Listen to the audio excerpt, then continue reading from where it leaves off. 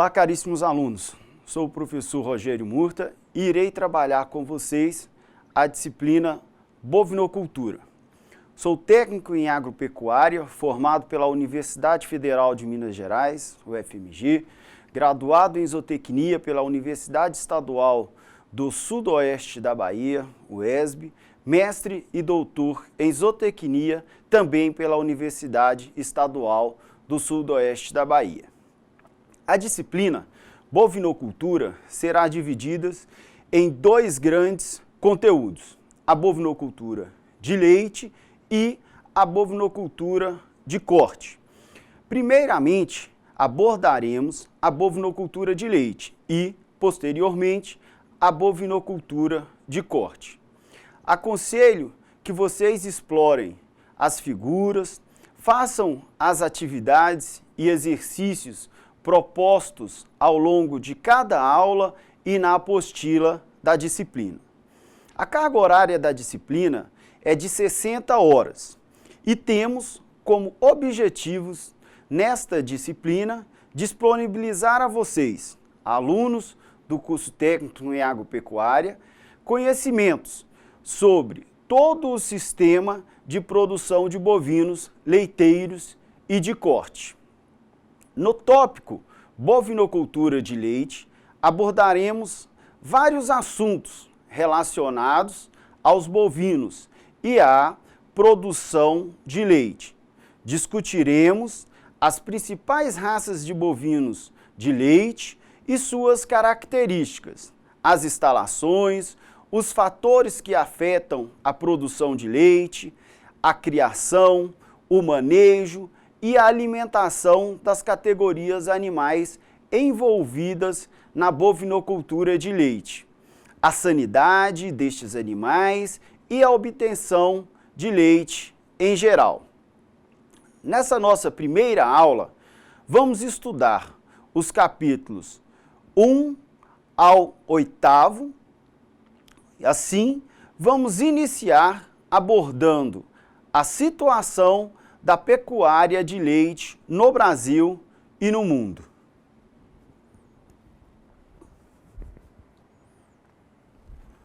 Bom, nós sabemos que o Brasil possui o maior rebanho comercial do mundo.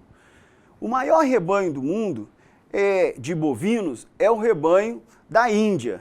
Entretanto, este país não possui exploração comercial desses animais, ficando assim o Brasil com o maior rebanho comercial do mundo e um país em destaque, tanto na produção de bovinos leiteiros como na produção de bovinos de corte. Assim, o Brasil destaca por ser o segundo maior produtor de carne bovina do mundo, o maior exportador de carne bovina do mundo e também na questão da cadeia produtiva do leite, nós somos o 6º maior produtor de leite do mundo. É importante ressaltar que os nossos índices de produtividade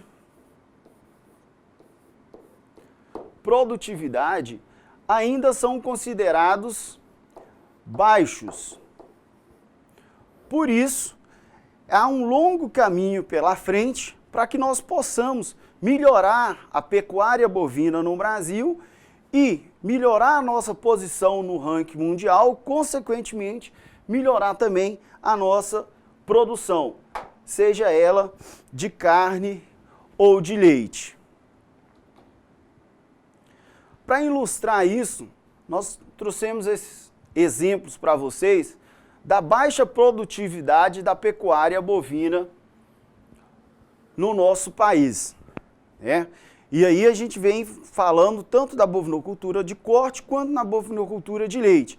Então, um exemplo da bovinocultura de corte é a idade ao abate dos animais, né? Com quantos anos esses animais são abatidos. A situação atual no nosso país hoje é que os nossos animais são abatidos acima dos 3 anos e meio de idade. E isso não é uma condição ideal. Nós temos animais com considerados aí já velhos, nós temos uma qualidade de carne que não é a melhor.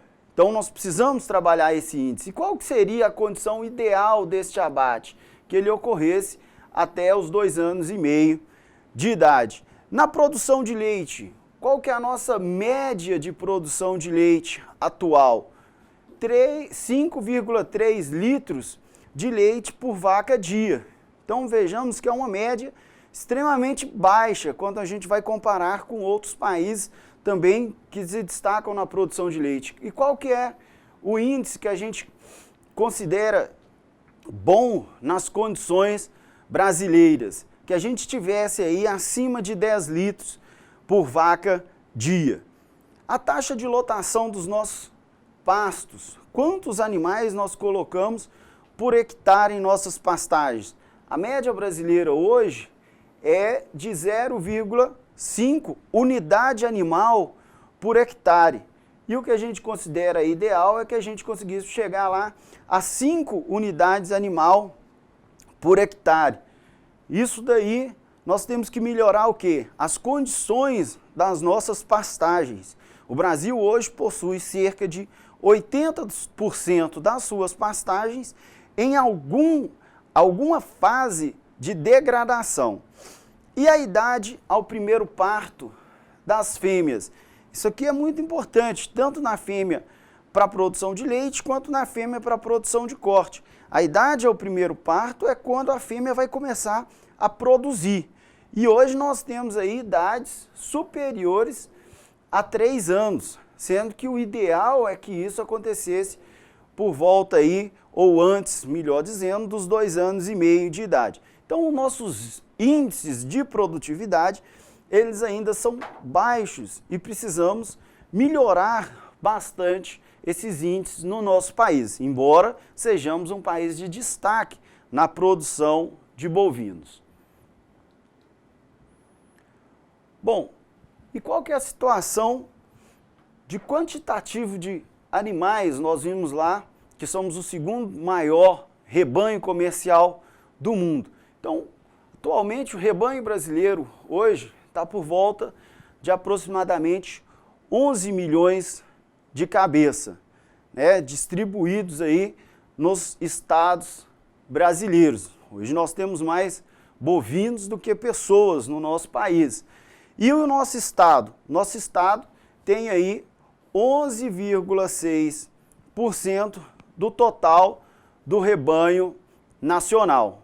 Tá? Então a gente tem um volume considerável de produção de bovinos no nosso estado. Minas Gerais é um estado que se destaca principalmente na produção de leite, mas com algumas regiões do estado também se destacando na produção de bovinos de corte. Então temos uma representação considerável na produção de bovinos no rebanho nacional de bovinos.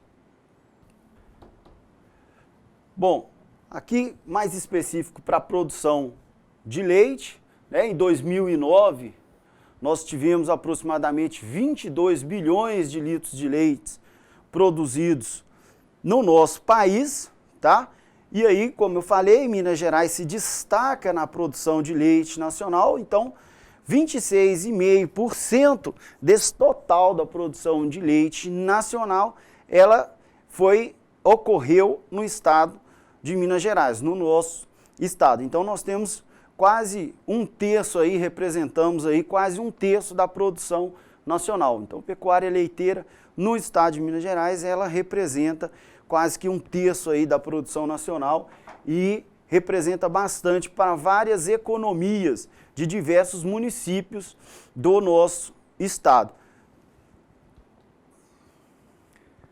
E aí, mostrando a nossa produção de leite, mais específico, nós já falamos da produção de leite do país, né, de 5,3. O estado de Minas, por ter uma representação maior na produção de leite nacional, nós temos aí uma média acima da média nacional, uma média de 7 litros por vaca dia aí, embora a gente esteja abaixo ainda da média que a gente considera ideal nas nossas condições, que seria uma média aí de 10 litros por vaca dia aí que a gente preconiza. Então ainda temos espaço aí para melhorar o nosso rebanho, melhorar o nosso manejo e, consequentemente, aumentar a nossa média de produção diária dos animais. Para a gente fazer uma comparação com os outros países, né, nós temos aqui nas colunas a produção em milhões de toneladas.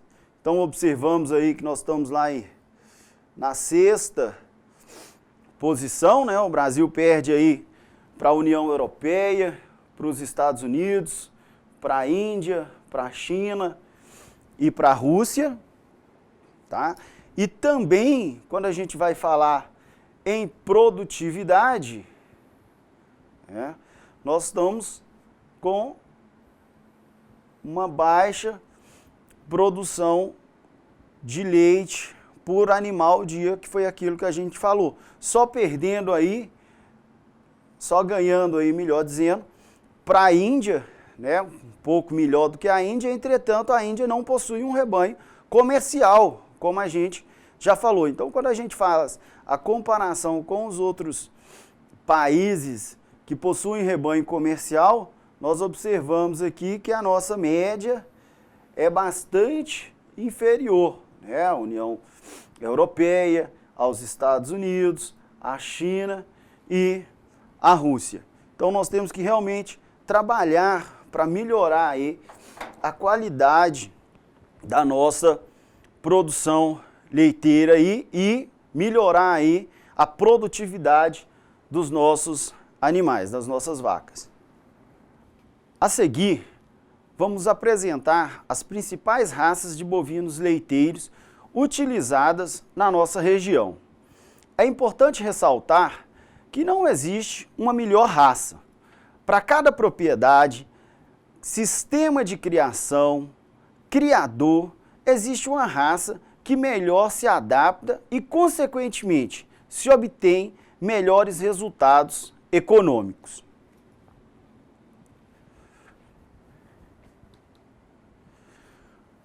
A primeira raça que a gente está destacando aqui é a raça Guzerá. Tá? A raça Guzerá é uma raça de dupla aptidão, mas que se desenvolveu linhagens de corte e de leite.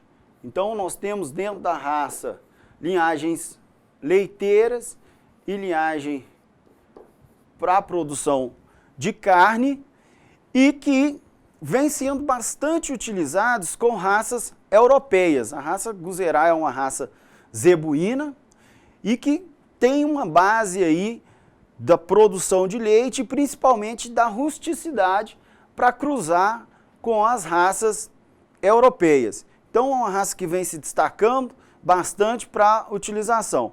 É interessante que dentro das características raciais nós temos a questão da formação da cabeça e da inserção dos chifres e tamanhos de chifre da característica da raça Guzerá. A segunda foto aqui é uma imagem da raça Gir. É uma raça que é bastante utilizada na nossa região, aqui no norte de Minas Gerais. Também é uma raça zebuína e que é muito utilizada no cruzamento com as raças europeias, principalmente com a raça holandesa, formando aí o girolando, que nós vamos estudar e observar aí mais à frente. A raça Gir, ela se caracteriza pela essa pelagem geralmente malhada, com pintas, podendo também ter animais só castanhos. Essa posição do chanfro, esse formato do chanfro, é também uma característica da raça. A inserção do chifre e a orelha, que a gente chama de orelha aí gavionada, são características da raça GIR. Foi também selecionado animais de origem para corte e origem leiteira, mas hoje o GIR ele se destaca mais na produção de leite do que para a produção de corte. Bom, aqui nós temos mais duas raças, que essa terceira é uma raça de origem europeia, é a raça holandesa, que é hoje a raça mais utilizada para a produção de leite no nosso país e é a base para o cruzamento aqui da quarta raça, que é o girolando. Essa aqui é uma raça que a gente chama de raça sintética, é uma raça 5 oitavos, melhor dizendo, é uma raça 5 oitavos, tá? Formado pelo cruzamento da raça holandês com um animal zebu. E a maioria das vezes, esse animal zebu, ele é o GIR, onde que nós vamos formar aí a raça girolando. Essa raça girolando já existe associação, já existe registro de animais e acompanhamento desses animais. Para a nossa região, a raça holandesa, ela tem algumas características que não permitem a sua criação de forma pura. Animais de raça pura, né, ou dificulta a sua criação, melhor dizendo. Primeiro é a questão da rusticidade da raça, então é uma raça que exige maiores cuidados, possui uma menor rusticidade, principalmente em relação à exigência alimentar e também em relação aos ectoparasitas que nós temos aqui. E uma outra questão que também está relacionada à rusticidade, mas a gente está chamando a atenção mais específica também, é a questão das altas temperaturas em nossa região. Então, por ser uma raça de origem europeia, ela sofre bastante com as altas temperaturas que nós temos aqui na região. Então, o animal, quando não bem acondicionado em condições climáticas bacanas, ele vai gastar energia para ter uma termorregulação e deixar de produzir leite. Então, em condições que nós temos aqui na nossa região de produção de leite em pastejo e nas condições de temperatura e umidade que nós temos aqui, é uma raça que, quando criada pura, ela não representa e não expressa a sua capacidade total de produção. É por isso que é base para os cruzamentos aí com o zebu, principalmente com a raça GIR, formando aí o girolando. Aqui, mais duas raças, aqui é a raça Jersey, essa primeira foto aqui representa uma raça Jersey, então os animais da raça Jersey são animais de pequeno porte, tá? São animais de pequeno porte e são animais com boa capacidade de produção de leite e com a característica boa para quem quer principalmente o processamento desse leite, que é o alto teor de gordura do leite. Então, essa raça, ela se caracteriza principalmente pelo alto teor de gordura do leite produzido. Então, é uma raça que também de origem europeia aí, tem uma rusticidade um pouco melhor do que a raça holandesa e são as principais características, o porte dos animais, pode observar aqui na figura, né, os animais pequeno porte aí, comparando a altura aí da pessoa que está segurando o animal, e principalmente pela característica de produção de leite, com alto teor de gordura. Também é uma raça que é utilizada em alguns cruzamentos, principalmente aí com o holandês. Aí a gente tem recomendado a utilização de animais da raça Jersey nas fêmeas de cruzamentos de rebanho de produção de holandês ou mais apurado por sangue holandês, um 3/4, um 7/8, as primíparas a gente utilizar com touros da raça Jersey. E por último aqui, nessa segunda foto desse slide, né, a raça pardo suíço. Tá? A raça pardo suíço é uma raça que também tinha duas linhagens aí que estavam sendo trabalhadas, uma linhagem para corte e outra linhagem para produção de leite.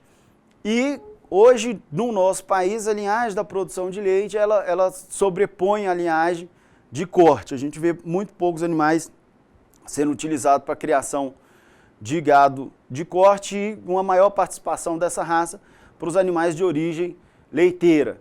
Tá? Também é uma raça de origem europeia, sofre um pouco mais também com a questão das altas temperaturas, como nós destacamos para a raça holandesa, e que foi utilizada mais na década aí de 90, início dos anos 2000, mas hoje também é bastante utilizada em alguns rebanhos aí para o cruzamento com o zebu e também para o retorno quando se está chegando animais mais apurados na raça holandesa. Agora, vamos conhecer as características dos bovinos produtores de leite. Existem grandes diferenças de conformação corporal entre os bovinos produtores de leite e bovinos produtores de carne. Vejamos a seguir as características dos bovinos produtores de leite.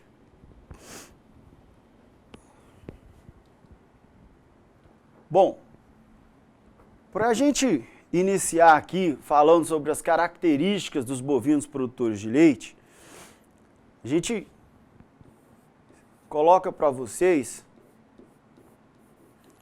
que o que a gente preconiza e olha em um bovino produtor de leite é que ele tenha um formato tipo cunha, em qualquer ângulo que a gente observar. Então aqui a gente está observando numa vista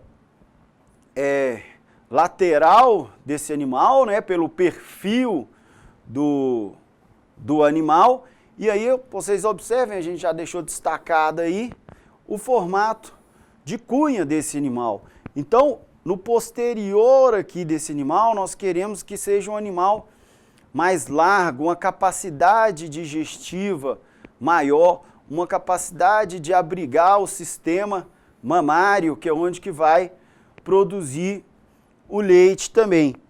Quando a gente olha esse animal por cima, vocês conseguem observar aí também o formato de cunha. Então é um animal que tem o anterior mais estreito e o posterior aqui mais largo, porque também é onde está abrigado a capacidade digestiva, abrigado o sistema mamário. E aqui na região torácica, nós precisamos também que ele já comece a ser um animal um pouco mais largo, para melhorar a capacidade respiratória desses animais, principalmente quando a gente fala de animais de origem europeia. E o animal visto de frente, da mesma forma também. Nós temos um animal de base mais larga, onde é que vai estar lá alojado o sistema digestivo, sistema mamário, e de região dorso lombar mais estreita. Tá? Então, essas são as características que a gente busca nos animais de origem leiteira, os animais produtores de leite. Então, nós temos que observar esse tipo de característica. É diferente do que a gente quer de um animal produtor de carne. Um animal produtor de carne, nós queremos um animal mais homogêneo, um animal mais arredondado, um animal mais cilíndrico. E isso é a diferença, essa é a diferença do animal produtor de leite para um animal produtor de carne. E aqui, só para a gente finalizar essa parte de características dos bovinos produtores de leite, na apostila vocês vão ter isso de uma forma mais detalhada, é importante que a gente destaque aí o sistema mamário dos animais. Então, a característica do bovino produtor de leite é que ele tem que ter um úbre, né, desenvolvido,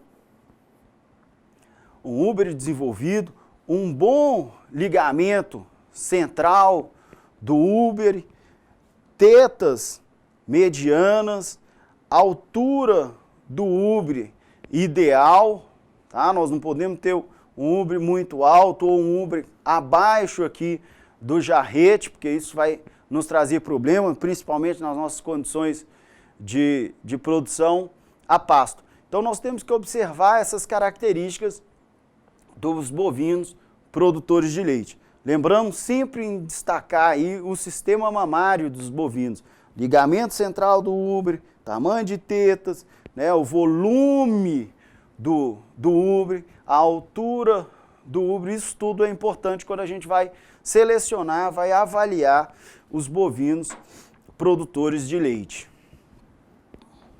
Iremos apresentar agora as noções básicas de exterior dos bovinos. Embora já tenhamos trabalhado o exterior dos bovinos no nosso primeiro módulo, é sempre bom relembrar. Vejamos.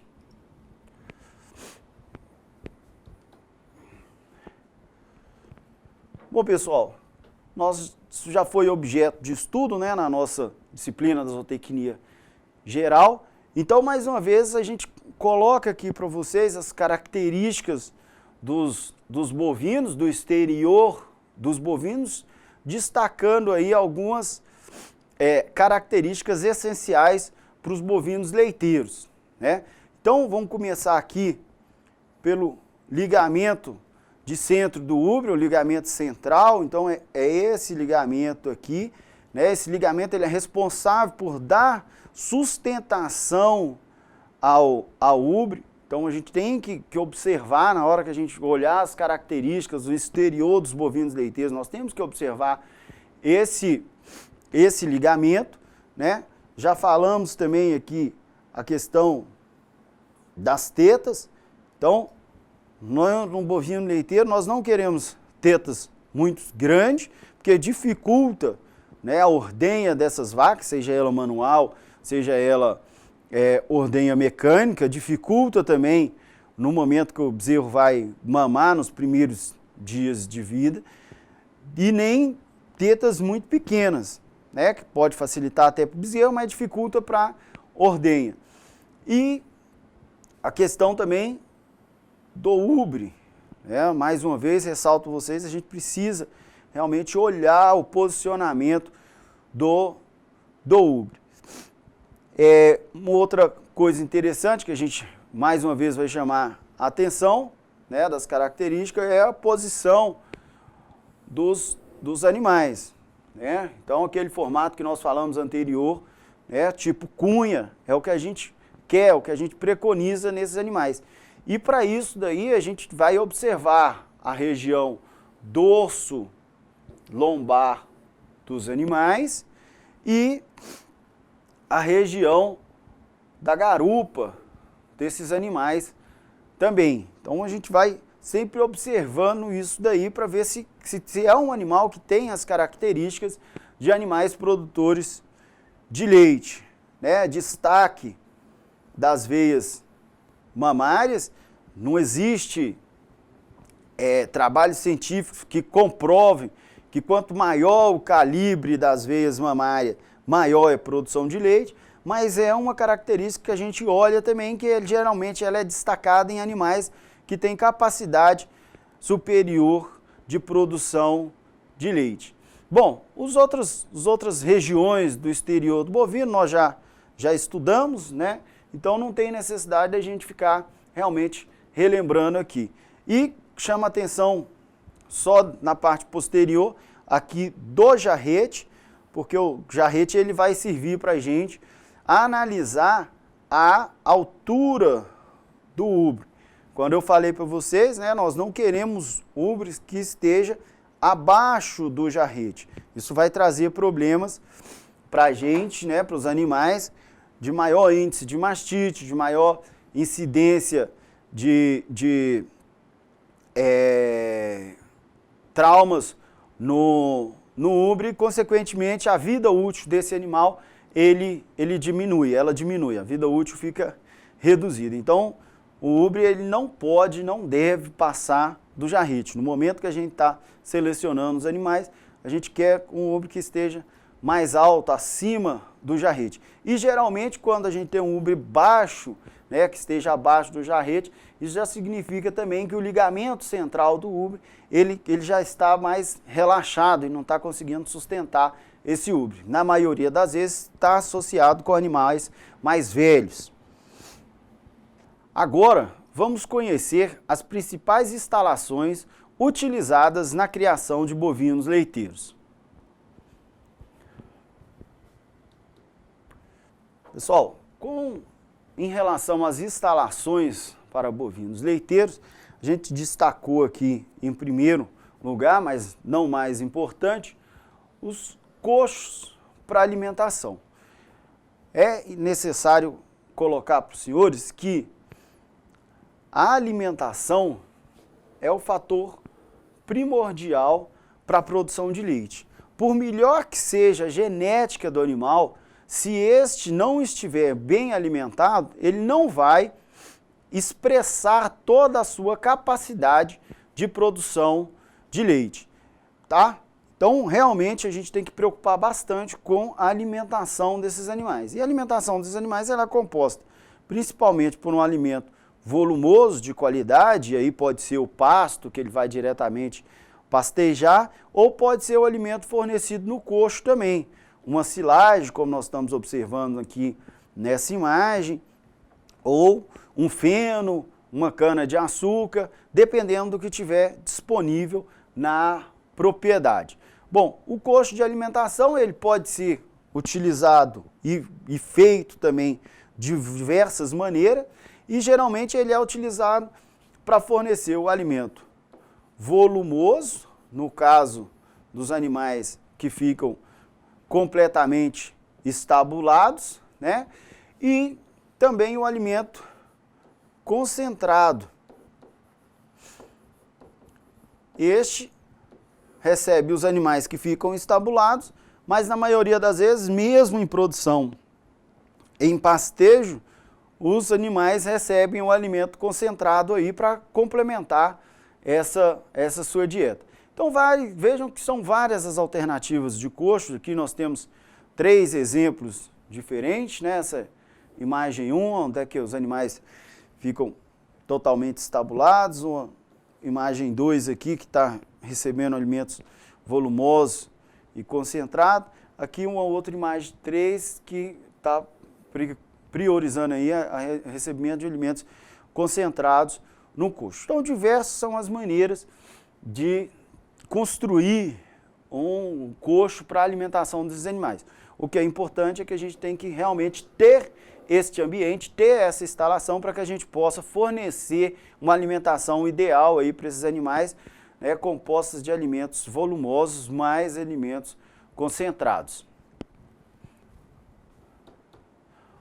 Uma outra tipo de instalação aqui que a gente quer colocar para vocês são instalações que os animais ficam estabulados durante todo o tempo. Então, são vários os modelos de instalação. Aqui a gente destacou aí o modelo freestyle, o modelo que vem sendo utilizado nas grandes fazendas no Brasil. Então, os animais eles ficam totalmente estabulados, cada espaço desse aqui é uma baia individual para os animais, onde ele recebe toda a alimentação e a água necessária. E o outro aqui que a gente destacou é um sistema tie-stall, é um sistema mais barato, né, do que o freestyle, e onde os animais ficam também totalmente estabulados. Então, cada espaço desse daqui é uma baia para um animal com acesso à água e aqui o acesso ao coxo, onde que ele vai receber toda a sua alimentação, seja o alimento volumoso, seja o alimento concentrado.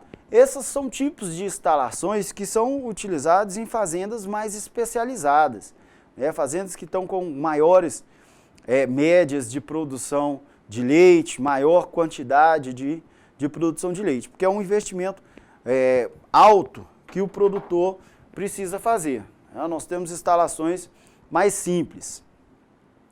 Bom, e aqui a gente está destacando alguns tipos de salas de ordenha. Então nós temos vários tipos de sala de ordenha. Esse primeiro aqui é uma sala de ordenha mais simples, é o que a gente chama de balde ao pé. Então pode observar aqui, esse daqui é o galão que está recebendo o leite aqui o operador colocando as teteiras na vaca, né, da ordenha mecânica. E aqui a gente já tem o tipo de ordenha nessas outras duas imagens que nós chamamos tipo fosso, né? São salas de ordenhas onde que esse espaço aqui, que é o fosso, é onde o operador trabalha, tá? E aí ele vai trabalhar em pé, ele fica em um nível mais baixo que as vacas. Aqui vocês estão observando aqui os animais enfileirados, e nessa linha central aqui é onde que se tem o fosso, e pelo fosso o operador aí vai inserir e retirar as teteiras das vacas, tá? Então é uma sala de ordenha já mais moderna, que facilita o trabalho do operador. O operador não precisa ficar mais nessa posição da coluna aqui, agachada, e a coluna a coluna não reta, né? Então aqui ele trabalha em pé com a coluna reta, uma posição bem mais confortável. Além disso, esse tipo de ordenha do tipo fosso, ela aumenta a capacidade de ordenha, reduz, consequentemente, o tempo de ordenha. Para a gente calcular o número de unidades que a gente precisa, né, quantos conjuntos de teteiras eu vou precisar para uma sala de ordenha dessa tipo fosso, é muito simples. Nós precisamos calcular aí o tempo gasto por vaca, né, vezes o número de vacas que nós desejamos ordenhar por hora, e dividimos isso daí por 60 minutos. Lembrando que o tempo gasto por vacas para ordenha não deve ultrapassar 8 minutos. Tá? Esse daqui é o tempo máximo da ordenha de uma vaca. Por que isso? Isso é o tempo que vai durar a ejeção do leite da vaca, o que a gente chama no meio rural aí, falando de uma forma mais simples, né, a descida do leite da vaca, onde tem uma síntese de hormônio, principalmente da ocitocina, que colabora com a descida desse leite. Então o tempo máximo que a gente tem aí de ordenha de uma vaca, né, deve ser de 8 minutos, nós não podemos passar de 8 minutos. Então essas são as principais instalações que a gente está chamando a atenção aqui para vocês, que são necessários em uma produção de leite, numa propriedade de produção de leite. É claro que nós temos diversas instalações em uma fazenda produtora de leite. Então nós temos cercas, né, nós temos os piquetes, nós temos os pastos. Então são outras instalações que estão anexadas ao coxo, à sala de ordenha. Mas nós trouxemos aqui para a aula para vocês as principais instalações, e que a gente gostaria realmente de chamar a atenção que essas merecem destaque, um tratamento especial. Essas salas de ordenha, ela tem tudo a ver com a qualidade do leite. As outras instalações que a gente está chamando de anexos, piquete maternidade, os pastos, os currais, etc. Eles são instalações importantes, mas elas podem ser mais rústicas e adaptadas à necessidade do produtor, né? A sala de ordenha, ela tem qualidade direta, influência direta na qualidade do leite, na qualidade de vida do ordenhador e, consequentemente, na produção do leite. A seguir, vamos conhecer os fatores que afetam a produção de leite.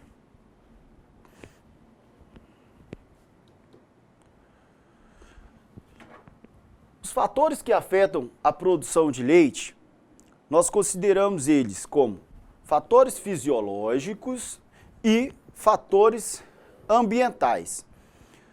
Os fatores fisiológicos podem ser não genéticos, que são o estágio de lactação da vaca, se está no início, no meio ou no fim, a idade dos animais, animais mais velhos tendem a produzir menos, a ordem de lactação. Nós sabemos que animais de primeira lactação, ele não expressa todo o seu potencial, e o tamanho do animal. E os fatores genéticos, é a composição genética do animal. Então aqui está ligado ao estudo que nós observamos aí das raças, tá? Então, existem animais com melhor composição genética que são mais especializados para a produção de leite do que os outros. Normalmente, os animais de origem europeia, eles são mais produtores de leite, possuem maior produtividade quando comparado com as raças zebuínas. E os ambientais, né, os fatores ambientais que interferem na produção de leite. Eu destaquei aqui principalmente o plano nutricional desses animais. Não adianta ter genética, por exemplo, se a nutrição não estiver adequada. Esse animal não vai apresentar todo o seu potencial de produtor de leite. Outra situação que a gente deve destacar aqui nos fatores ambientais, principalmente em nossa região, é a questão do clima, tá? Então, esse clima que nós possuímos aqui na região norte, noroeste de Minas, ele é um clima que dificulta a produção de leite dos animais de melhor composição genética. Então, nós temos que associar raças que são mais rústicas com raças mais produtivas. Ou então, criar um ambiente de clima ideal para esses animais em confinamentos, com ventiladores, etc., sombreamento, para melhorar esta questão ambiental dos animais. Agora, vamos conhecer os principais manejos na criação dos bezerros leiteiros.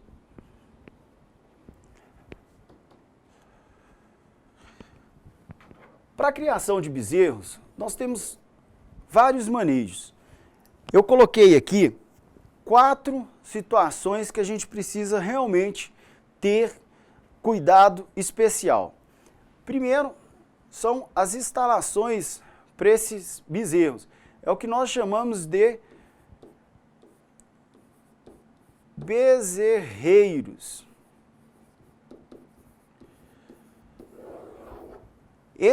Essas instalações, no início da vida, ela deve ser individual, para evitar a transmissão de doença para os bezerros. Em bezerreiros individuais, nós temos vários sistemas, sistema argentino, sistema de casinhas, e aí o produtor vai escolher qual o melhor sistema para ele, tá? Mas o que é mais importante é que ele seja individual para evitar a transmissão de doenças dos bezerros para o outro. Se não for possível individual, a gente tem que separar em lotes de idades mais próximas, justamente com a finalidade de evitar essas doenças. Segundo, corte e cura do umbigo. Nós temos doenças relacionadas ao não corte e cura do umbigo. Então, realmente é importante no primeiro dia de vida que se faça o corte e a cura do umbigo. E a colostragem. A colostragem é a ingestão do colostro por parte do bezerro. Nós precisamos que esse bezerro ele ingere aí o colostro no máximo 12 horas após o seu nascimento, porque isso é importante para a vida do animal, né? Principalmente para ele que possa adquirir anticorpos, que é passado por meio do colostro, né? Do leite colostro aí, e aí a mãe transmite esses anticorpos para os bezerros. Então é importante que aí no máximo 12 horas após o nascimento esse bezerro receba o colostro aí. O desenvolvimento do rumen. O desenvolvimento do rumen ele está relacionado com o consumo de alimento concentrado. Então, após aí as primeiras semanas de vida do animal, nós temos que começar a fornecer o alimento concentrado para o desenvolvimento desse rumen do animal e ele passar em seguida a ser um animal ruminante, a ingestão de forragens. E por último aí, o desaleitamento, que é o desmame desse animal, é a retirada do leite. Esse desaleitamento, ele geralmente acontece quando o bezerro está consumindo aí por volta de 700 gramas de concentrado. Então essa é a relação. Então a gente tem que inserir o concentrado. A partir do momento que esse bezerro consegue já a ingestão de 700 gramas de concentrado por dia, a gente já está pronto para fazer o desaleitamento desse bezerro. Já está na idade ideal de fazer o desaleitamento. Existe um relacionamento com o peso do bezerro, mas se a gente fazer esta relação com a ingestão de concentrado, geralmente quando nós temos a ingestão de 700 gramas de concentrado dia, já chegou-se ao peso ideal do desmame desse bezerro. A seguir, vamos conhecer as principais doenças dos bezerros.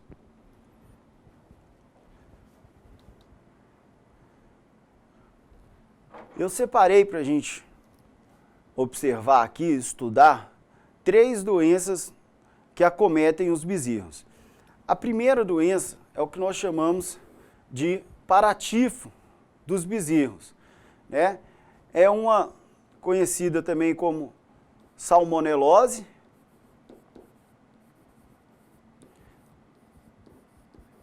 e é responsável pela maioria das mortes dos bezerros com até 90 dias de idade. Muito comum em rebanhos leiteiros, principalmente naqueles rebanhos que não possuem bezerreiros individual. Tá? Então, quando os bezerros são criados em bezerreiros coletivos, essa doença ela aparece bastante.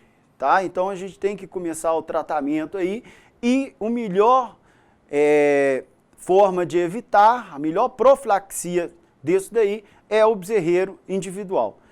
A diarreia do leite, ela está relacionada com a ingestão do leite, então nós precisamos controlar a quantidade de leite que é ingerido por esse bezerro, e aí é o tratador que tem que fazer esse controle.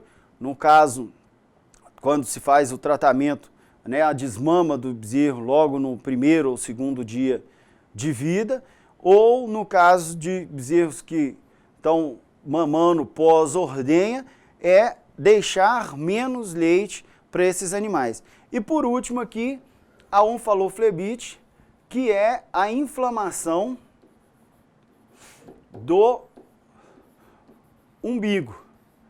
Então está relacionada à não prática do corte e cura do umbigo. Então, fazendo a corte e cura do umbigo, como nós recomendamos anteriormente, nós evitamos o problema da onfaloflebite. Finalizando a aula de hoje, faço as seguintes considerações. Primeiro, existem várias raças de bovinas. utilizadas para a produção de leite, e cada uma apresenta características em destaque, seja para a produção, rusticidade, docilidade, entre outros. E por último, não existe a melhor raça.